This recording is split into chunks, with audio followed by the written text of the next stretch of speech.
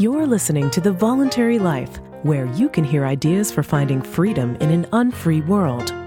Visit thevoluntarylife.com to connect with the show and hear all past episodes. Here's your host, Jake.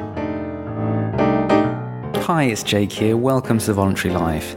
This is part 2 in the series on developing your own moral compass, and part 1 was in the previous episode. So the idea behind these episodes is to look at ways to develop your own independent moral compass, to be able to validate moral rules for yourself. And the reason I think this is helpful and important is that whatever you do in life, whether you're becoming an entrepreneur, working for somebody else, any life choices that you make, you're always going to be encountering moral rules. There'll be people telling you that it is good and right to do some things and that it is wrong and improper to do other things. And the question is, who should you believe? And which moral rules are ones that you should validly accept and affirm and hold up? And which moral rules are actually attempts to bully you or to extract resources from you or to get you to do something that is unjustified? And as I covered in the previous episode, some people believe that all talk of morality is a sham and it's just an excuse for people to try and exploit each other. But I'm making the argument here that although there are many false moral arguments that are wrong in many ways, and I'm going to go into more detail about what I mean by a moral rule being invalid in this episode. But although there are many moral rules that are invalid, not all morality is a sham. And in the previous episode, I talked about the ultimate purpose of morality, which is to provide shared rules of behaviour in order that people can live together in peace. The ultimate reason for needing shared rules of behaviour in order to live together in peace is because we live in the context of scarce resources. There are limited resources, and however much more productive our society becomes, we'll never escape scarcity. We'll always have this problem of there being scarce resources, and that means there's always the potential for us to fight over them. And so morality, the purpose of morality is to provide shared rules of behaviour so that we can get along without fighting over scarce resources. It's to avoid conflict. And that's the foundation of morality. That's the purpose of the whole exercise in having shared rules. We don't need shared rules when no scarcity is involved. And just as an example of that, we don't need to agree rules about how to breathe air because air is effectively abundant. And consequently, you don't get into arguments about who's breathing too much. If we were sharing an oxygen tank and we were underwater, then we'd be in a whole different situation, and we would need to agree some kind of rules of how to share that oxygen tank if we're not to fight over it. So that's the basic idea. We need shared rules of behavior to tackle any situation where we could come into conflict over scarce resources.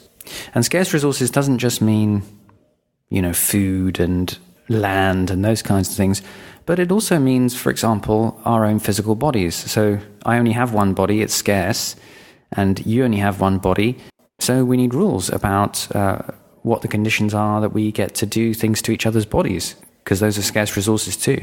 So that is really what the point of morality is. That's why it's even worth talking about shared rules of behaviour. And as I said in the previous episode, if we want to have some shared rules of behaviour to enable us to live peacefully together, then the next big question is, well, what kind of rules do we want to have? What criteria would we have for selecting whether or not a rule is a moral one? How would we know which rules are valid and which ones are not?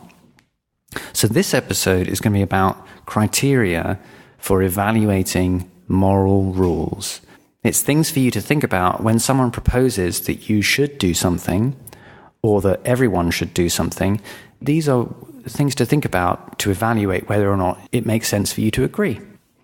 And as I said in the previous episode, the underlying benefit of that is that you then have your own criterion for independently validating moral rules. So you can be in any country, in any legal system, in any society, in any social circumstance, and you have the ability to decide for yourself what right and wrong is.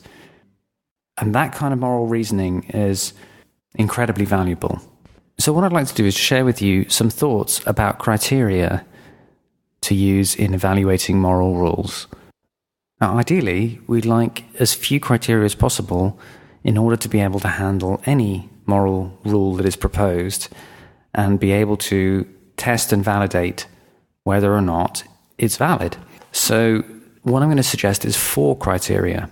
And as you'll see as we go through them, some of these are very old ideas and some of them are slightly more recent. But together, they form an incredibly powerful way of evaluating moral rules.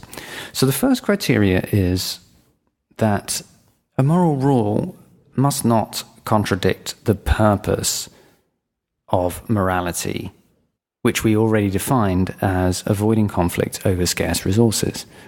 And really, this is just to say, we need to always remember what the point of all these moral discussions is.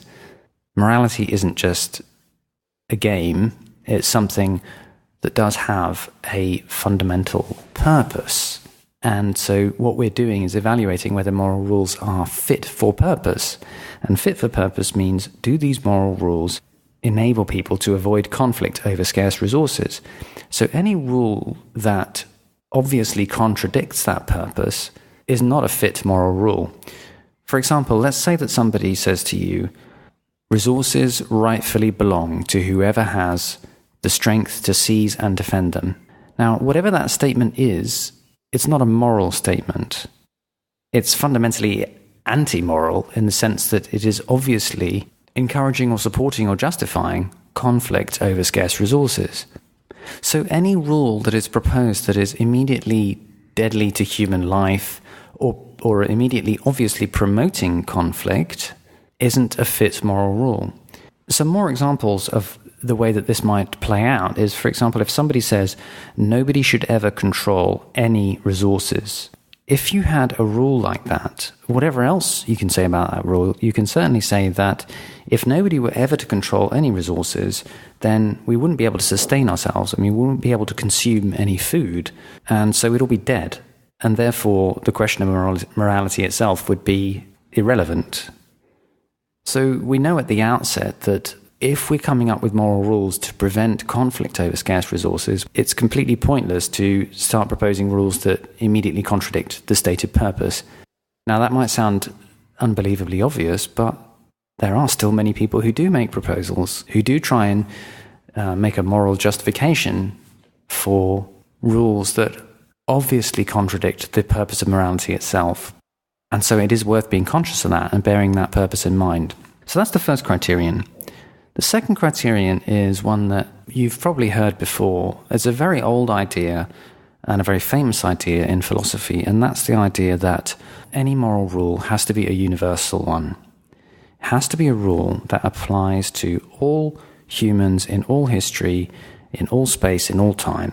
That means that any rule has to be applicable to not just everyone who's here now, but it also has to be applicable to people who are alive 10,000 years ago and who may be alive 1 billion years into the future. And it has to be valid across the universe on planets that we haven't even discovered yet. And the reason that it has to be universal is because a rule has to be, in principle, acceptable by everyone in order to, again, be fit for purpose as a rule that helps prevent conflict over scarce resources. This is the so-called golden rule, and is also known as Kant's categorical imperative. It's a totally straightforward idea. You've got to present a rule universally applying to all people, and indeed applying to all rational beings. So if we encountered aliens who were able to communicate with us in a rational way, then these moral laws would certainly apply to them and us together. One thing that many people puzzle over is, would these rules also apply to animals and our treatment of animals? And this is a big topic, but there are a couple of very key points that I just want to make about it. So how we treat animals is very important, and it certainly tells us a lot about ourselves. But it's a different problem to the way that we agree rules of behavior with each other. Because you can incentivize animals, and you can even make some animals feel guilty for breaking one of your rules, but you can't appeal to principles with them. You can't negotiate moral rules with them. So animal treatment is more the responsibility of an individual rational thinker, and it says a huge amount about that individual thinker, including how that person's likely to deal with others, their sense of proportionality, kindness, etc. But it's not the same as a principle of behavior that can be agreed between people, because animals aren't capable of agreeing a principle in that way. And I just want to make one more point about the golden rule, or the criteria about universality of moral rules. It's been well known and recognized for a long time that there's a big problem with this criterion, which makes this criterion alone insufficient to evaluate a moral rule. And the problem with it is that even if you do unto others as you would have them do unto you, you might have some ideas about what you want that it would be unfair to expect other people to agree with. So just as an example, I might formulate the rule, nobody should ever drink alcohol. And that is a universal rule. It's applied to all people in all times. It does meet the criterion of universality, but that doesn't make it a moral rule, because it doesn't pass some other criteria that are important in evaluating that rule. Now, some people have tried to make this concept of universality sufficient to evaluate moral rules, and they try and expand what it means to be a universal rule to encompass various other things like logical consistency. But I think that actually is stretching the definition of universality. Universality is one criterion, and it's one aspect of evaluating moral rules. But there are universal rules that are also not valid moral rules because they fail various other important criteria that we'll talk about. And I personally think it's just confusing to try and stretch the definition of universality to cover everything that you need in order to evaluate a moral rule. So the next criterion for evaluating moral rules is they have to be coherent. And that's to say they have to be in line with the principles of logic, because this is how we think and how we communicate. So if a rule is to be valid for everyone, it also has to be understandable and to make sense to everyone. And that means it has to be in line with logic. So you can't make up rules that say everyone must flim-flam, floozy-bing-bong, walla-walla ding-dong, because that doesn't make any sense. And although that's a ridiculous example, there are many other moral rules that are proposed that are just as illogical or incoherent, but their incoherence is better hidden than that. So this is a really important criterion. So the final criterion is the most interesting one. And this one is not so old in philosophy, but it is very important and very, very useful. This is the criterion that says any rule that we put forward has to be something that isn't contradicted by our very actions of saying it or of being a person doing the saying. So, as a very simple example, if I state a rule, nobody must ever state a moral rule, I'm contradicting myself in the very process of saying that. And the same is true as if I say, there are no such things as universal rules. That's a contradiction just by the process of me saying it, because I'm saying a universal rule about there being no such thing as universal rules. And the same would be true if I said something like, no person should ever exercise exclusive control over their own body, because I'm exercising control over my body in order to make that statement itself. Now, this might sound like really arcane, dry philosophy stuff, but it's actually incredibly powerful, because just these 4 simple criteria give you the basis to evaluate for yourself any rule that anybody says, any law in any country, any suggested proposal for how you or other people should act. These criteria alone are enough to evaluate and validate any law or any proposed rules in terms of whether or not it's moral or immoral. you can go and use these criteria for yourself and experiment. Think about some moral arguments that you have heard and apply these criteria to them and see how they stand up. And it's very interesting to see what does and doesn't stand up.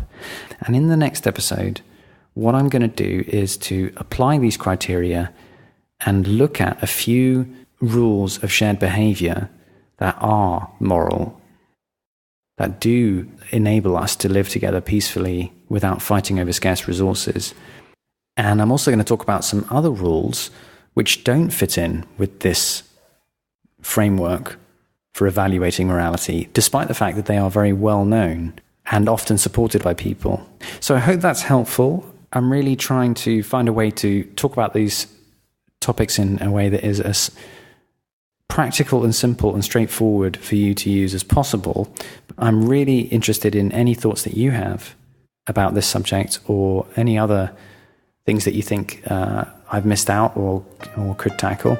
So I look forward to your comments. Please do sign up to my new and improved mailing list. You can find a link on the website. I will be letting you know about lots of good things coming in the future, ways for listeners to connect with each other, and lots of other good things. You can sign up on the website. Thank you so much for listening. Thank you for listening to The Voluntary Life. If you have feedback about the show, please email jake@thevoluntarylife.com. If you enjoyed this program, please share the podcast with your friends or click the donate button on thevoluntarylife.com.